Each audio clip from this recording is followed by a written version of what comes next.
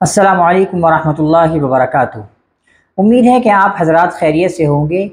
5 ऐसे गुनाह कि जिनके करने की वजह से अल्लाह की तरफ से 5 अज़ाब नाजिल होते हैं। आज हम ऐसे 5 गुनाहों के बारे में बात करेंगे कि जिनके करने की वजह से अल्लाह की तरफ से 5 किस्म के ख़तरनाक अज़ाब नाजिल होते हैं। आइए जानते हैं कि वो 5 गुनाह क्या हैं। हज़रत अब्दुल्लाह इब्न मसऊद रज़ी अल्लाह ताला अन्हु की रिवायत है कि आपने इरशाद फरमाया कि जब कोई कौम वादा खिलाफ़ी करती है तो अल्लाह तबारक व तआला उस कौम के दुश्मनों को उस पर मुसल्लत फरमा देते हैं।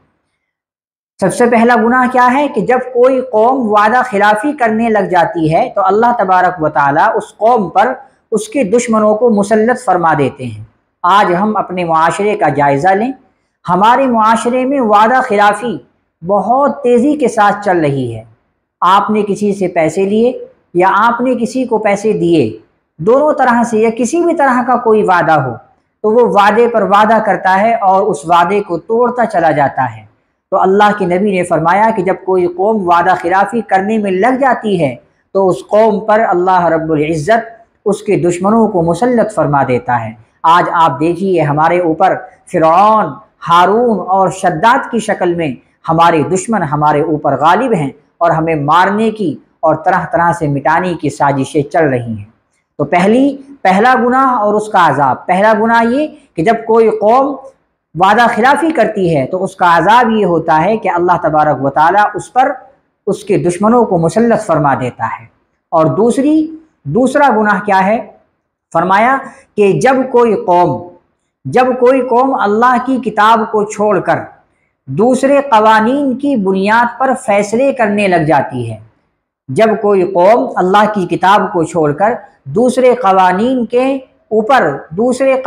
पर अपने फैसले को करती है तो अल्लाह तबारक व तआला उन पर फ़क़्र फ़ाक़ा, उन पर तंगदस्ती, उन पर मुहताजगी को ला देता है। ऐसी कौम पर अल्लाह तबारक व तआला की तरफ से फ़क़्र फ़ाक़ा आ जाता है, मुहताजगी आ जाती है। आज हमने अपने कानून को छोड़कर हम गैर मुस्लिमों के पास अपने फ़ैसलों को कराने जाते हैं, हालांकि हमारी किताबुल्लाह मौजूद है, हमारी अहादीस मुबारका मौजूद है और हमारा तो हिंदुस्तान के अंदर एक लाबी मौजूद है जिसको मुस्लिम परसनल्लाह कहते हैं। लेकिन इन तमाम को छोड़कर हमारा मुसलमान गैर मुस्लिमों के पास जाता है और उनके कवानीन को फॉलो करता है। कि तो जब कोई कौम किताबुल्लाह को छोड़कर दूसरे कवानीन की बुनियाद पर फैसला करती है तो अल्लाह ऐसी कौम पर फ़क़्र फ़ाक़ा लाता है, मुहताजगी लाता है। ये दूसरा गुनाह है।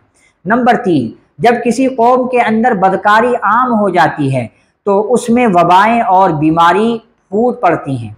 जब किसी कौम के अंदर ज़िना आम हो जाता है, जब किसी कौम के अंदर नाजायज़ रिश्तों को आम कर दिया जाता है, आज हमारे मुआशरे में नाजायज़ रिश्ते, आज हमारे मुआशरे में ज़िना बिल्कुल आसान हो गया है।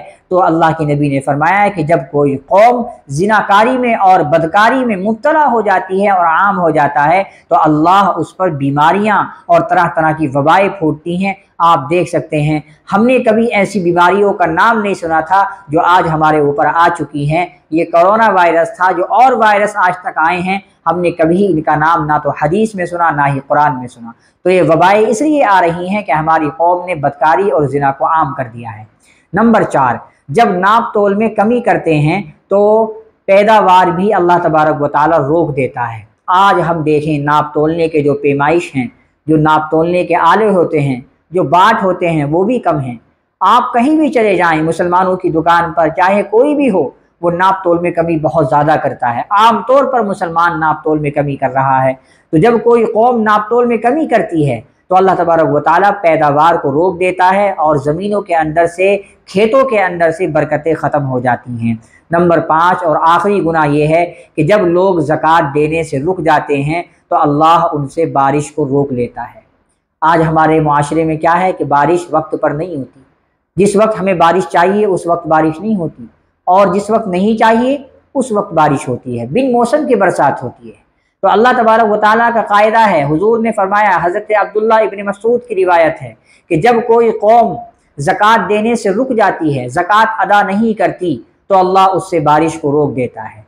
तो मेरे अजीज़ भाइयों बहनों, ये वो 5 गुनाह हैं کہ جن 5 گناہوں کی کرنے کی وجہ سے 5 خطرناک قسم کے عذاب نازل ہوتے ہیں۔ اللہ سے دعا ہے کہ اللہ مجھے اور ہمیں ان گناہوں سے بچنے کی توفیق عطا فرمائے۔ السلام علیکم ورحمۃ اللہ وبرکاتہ۔